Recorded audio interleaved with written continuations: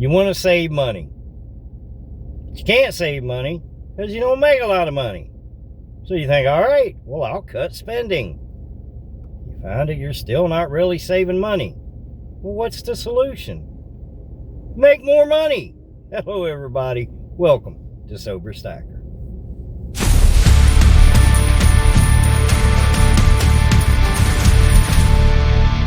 I woke up sober this morning, again, because I went to bed sober last night. Again. That's the way it works, man. You go to bed sober, you wake up sober. You got a fresh start to a brand new day, and you get to listen to Sober Stacker talk crap about life. I watched a fantastic video the other day, and it was talking about the ghost shift. All right, this is a great video. I think the name of the channel was Short Stories with a Hidden Meaning. I really enjoyed it. And it got me thinking, all right, I'm rebuilding life in sobriety. And if you're in the same boat, seriously, hang out and listen to this, because we hear so many channels and advice on how to save money. Put away 10%, put away 1%, put away this, put away that, cut back on coffee, quit buying that coffee every day, stop going out twice a week and only go out once a week, that kind of stuff. That's all great. Yeah, that all does work for the most part. But the engine that drives all that is your income. Make more money. And I know that sounds like, well, dude, if I could just make more money, I would. Well, you can. You can. That ghost shift that channel was talking about was, you have a job.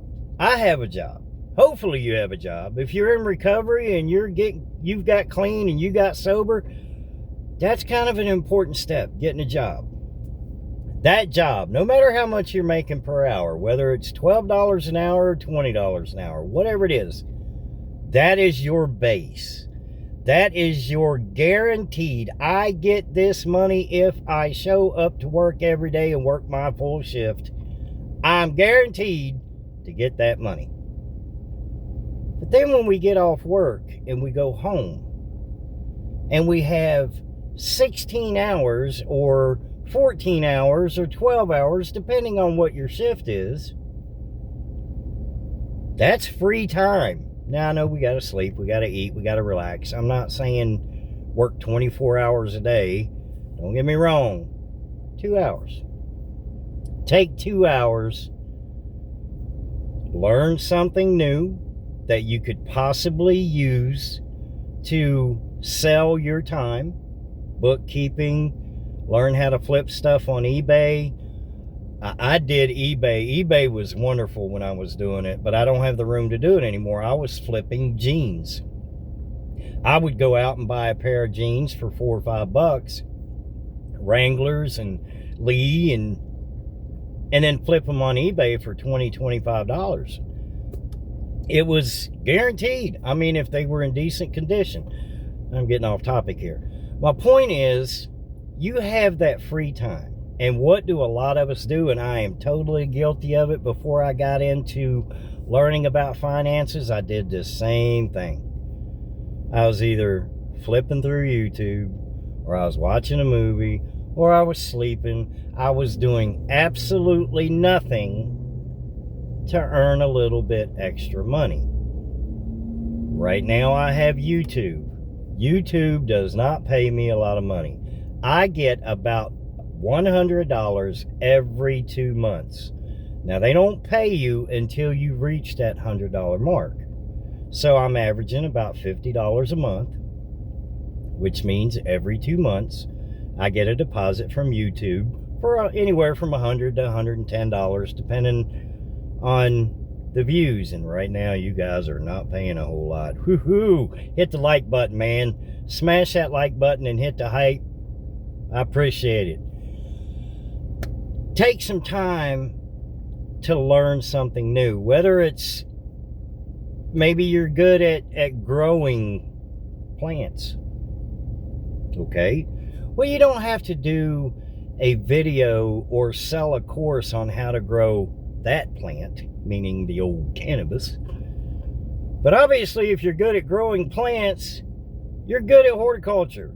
So maybe do a how-to video on how to grow a sunflower. If you're good at, you got the green thumb, you're good at that kind of stuff.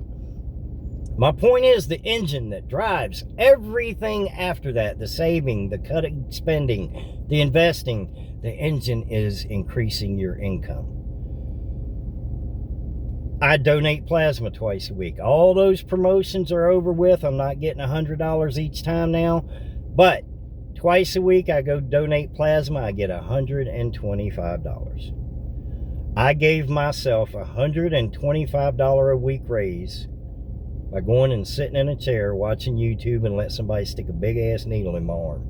It's not that bad. I promise you, it's not. If you've never done it, it's not bad. It's a very comfortable experience, and I can do it in a half hour once they get once they start draining me, about a half hour to 40 minutes, depending on how hydrated I am. So you figure a couple hours of my time, twice a week, $125. I've signed up to be a field inspector, waiting on my background check. What that is insurance companies need somebody to go out and take pictures of damaged property, damaged vehicles, damaged whatever. And it's very easy to do. They tell you exactly where, front left corner of the car, side door. You just follow the instructions. I'm waiting on the background check for that. That's anywhere from $40 to $80 every time I get a gig. Maybe only get one a week. I don't know. I've yet to do it. But let's just say I get one a week. That's an extra $40 to $80 per week that I've added to my income, that base. My pizza delivery is my base. I get an hourly wage, not a lot, but I get my tips and I get my mileage, which adds up to a decent job.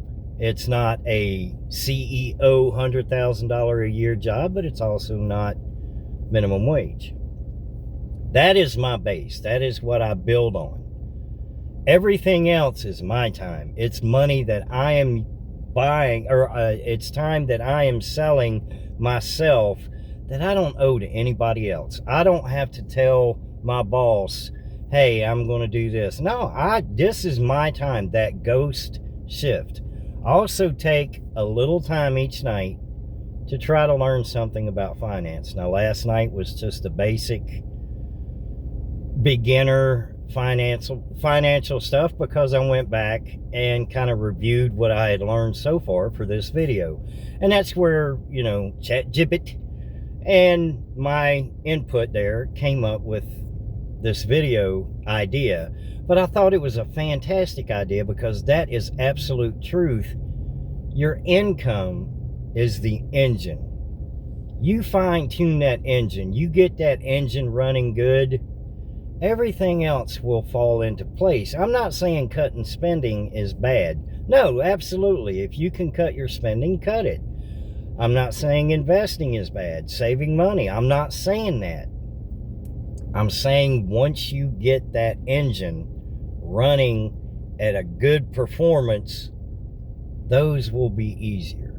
If your income is weak, saving is going to be weak. Investing is going to be weak. Cutting spending, you can cut spending all day long. But if you're not making enough money, then it's still going to be a weak point in your financial journey. So do the first step. Learn something new. Realize that your time is valuable. You are valuable. Maybe you know something that nobody else or very few people know how to do. Maybe you're good at construction, man. Maybe you know how to build a damn birdhouse.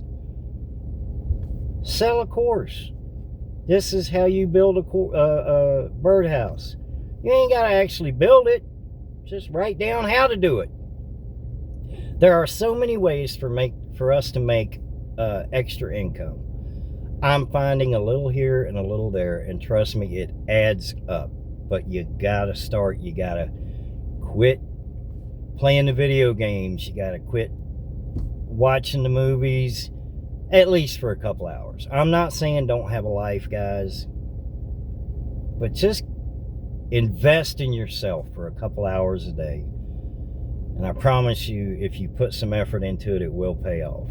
I'm earning about $175, $200 extra per week just by doing this and donating plasma. And hopefully that'll go up once I get the field inspector thing going. It's possible. It's out there. Tune that engine up. Everything else will fall into place. Guys, hit the like button. Hit the subscribe. Come hang out with this old sober dude who's rebuilding life financially. I'm not going to tell you that you're going to be rich in 90 days, because you ain't. It ain't going to happen unless you hit the lottery or somebody leaves you some money. That being said, y'all have a beautiful, wonderful, blessed Wednesday. I'll see y'all in the next video.